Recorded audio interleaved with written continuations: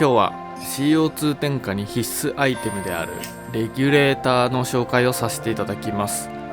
今までなかった斬新なデザインということだけではなく、めちゃくちゃ機能的なレギュレーターです。レギュレーターの中でもハイエンドモデルです。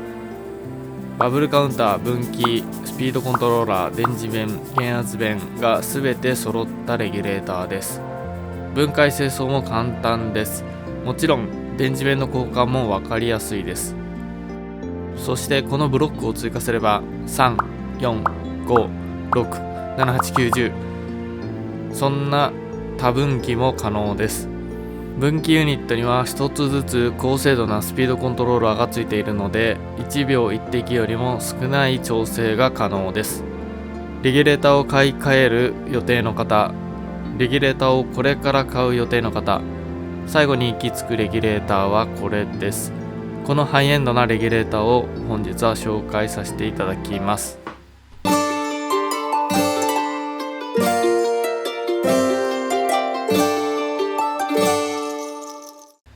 ミドボンをお使いの皆さん、使っているレギュレーターは何ですか？ ADA、クリスタルアクア、フリーウィンド、フリマで販売されているもの、うちで以前紹介したムーファン、いろいろな種類があります。ですが基本的な作りはみんな同じ形です。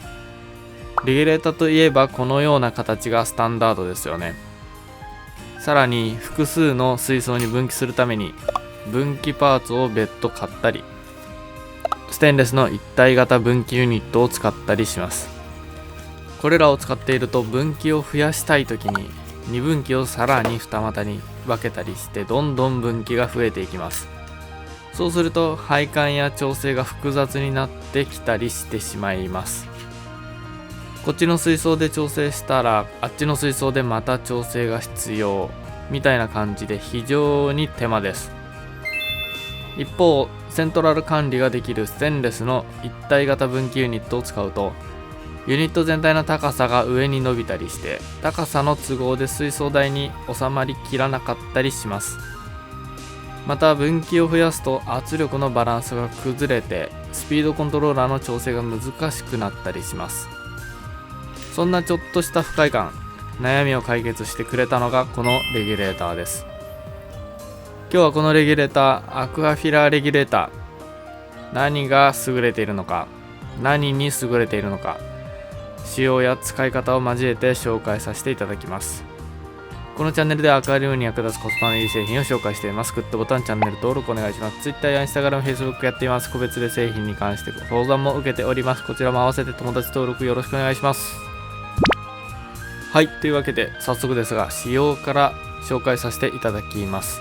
まずは後継 W21.8、 これは国内のミドボンで使用することができます。対応最大気圧25メガパスカル、250気圧です。出力側圧力0から10気圧です。調整可能です。電磁弁 AC110V、 50Hz、60Hz 対応の国内電源対応です。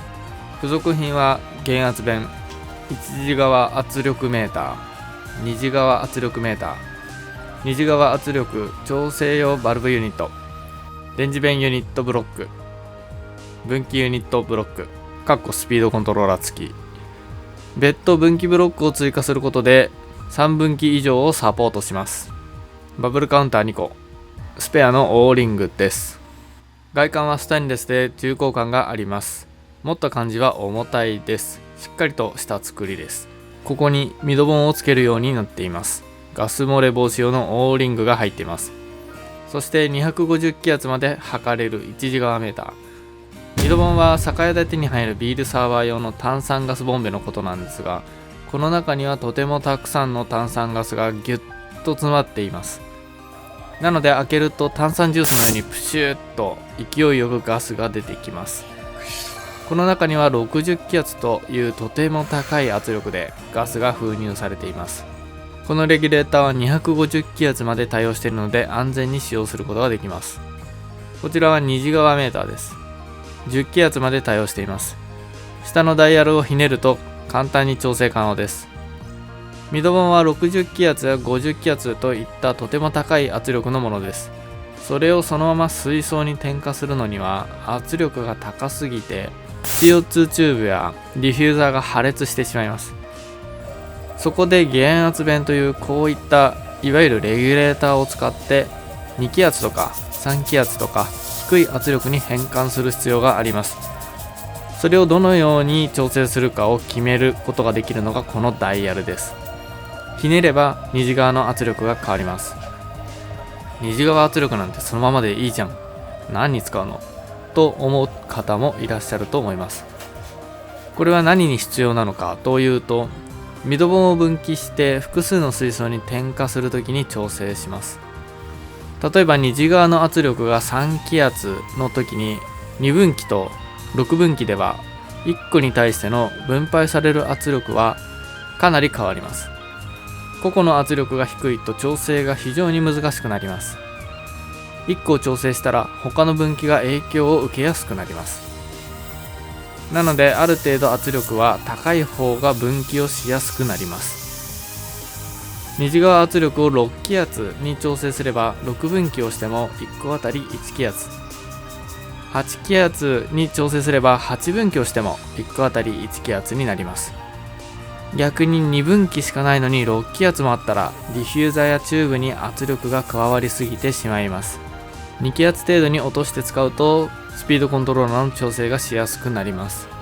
なので分岐を前提に考えている方はここの虹側の圧力の調整のしやすさはとても大事です。こういった虹側の圧力調整がダイヤル一つで簡単に視覚的にも分かりやすく調整可能です。最大10気圧まで調整可能です。なので分岐を実際に取り付けて調整のしやすい圧力にするといいでしょう。はい、そしてここからはレギュレーターの面白い構造になっています。電磁弁や分岐がブロックで追加できるんですよね。これは電磁弁のブロックです。電磁弁は 50Hz、60Hz、110V 国内電源対応の電磁弁です。発熱も抑えられており、分解、定期メンテナンス清掃、故障時の交換も簡単です。これは分岐用のブロックです。CO2 のガスを2個や3個と複数の水槽にガス点火するときに分岐をするためのブロックです。デフォルトで2分岐ついているのですが、分岐単品を購入して簡単に増やすことができます。好みの分岐にいつでも付け替えることができます。今まで限られていた分岐でうまくやりくりしていたのが、この分岐ユニットを増やすだけで好きなだけカスタマイズできます。それぞれにスピードコントローラーがついているので CO2 のセントラル管理ができます。スピコンは丈夫さ、微調整に優れたステンレスニードルスピードコントローラーを採用しています。1秒1滴より細かい調整がしやすくなっています。バブルカウンターは逆流防止弁がついています。ですが別途 CO2 用の逆流防止弁を使ってください。水が逆流するとユニットに入り込んでしまいます。大切な機材を守るために必ず性能のいい逆止弁を使ってください。こういったレギュレーターは内部に水が侵入することにより錆や炭酸カルシウムが付着し接点不良を起こしたり、スピードコントローラーの調整が効きづらくなったりします。バブルカウンターの逆流防止弁はないよりマシですがそんなに強くありません。チェックバルブに関しては別の動画で紹介しています。こちらを参照してください。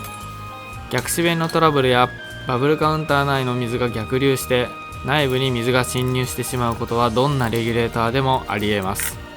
そこで必要なのが定期メンテナンスです。このレギュレーターは簡単に分解することができます。ダイソーで売っている六角エルボーのセットを用意しましょう。ついているネジを順番に外していきます。バラすとこんな感じです。中には錆防止用のグリスなどが付着しています。ここに水が入ったら腐食の原因になるので定期的に清掃・メンテナンスをすることが大事です。半年に1回くらいでいいんじゃないでしょうか。ちなみに僕はトラブった時に開けて気づくタイプです。なので使って1年経ちますが開けたことはありません。接点不良も今のところ起きていないようです。皆さんはこまめにメンテナンスをしましょう。組み立て方は少しコツがいります。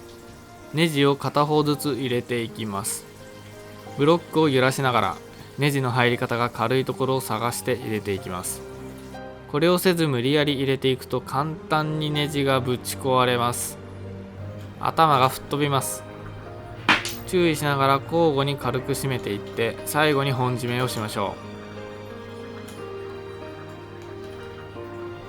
う。これで完成です。分岐を考えている方、点火のバランス調整に苦労している方におすすめのレギュレーターです。ディフューザーを掃除をしたら点火のバランスが崩れて他の水槽の点火量が減ったとか、こっちの水槽の点火量を減らしたらあっちの水槽で点火量が増えちゃったとか、そんなバランス調整をして僕は非常にストレスを感じました。ですがバランス調整は必須です。 CO2 機器の掃除やチューブの長さを変えたり、ディフューザーを置く水深を変えたり、水槽を増やしたりするとバランス調整は避けては通れないイベントです。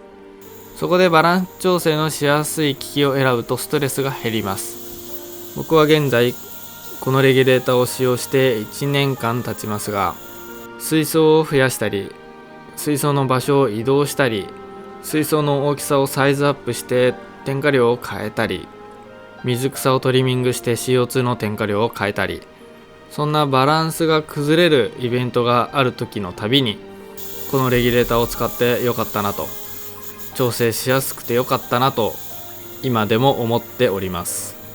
僕はこのクオリティに非常に満足しています。アクアリウム生活がちょこっと快適になりました。以上がアクアフィラーレギュレーターの紹介でした。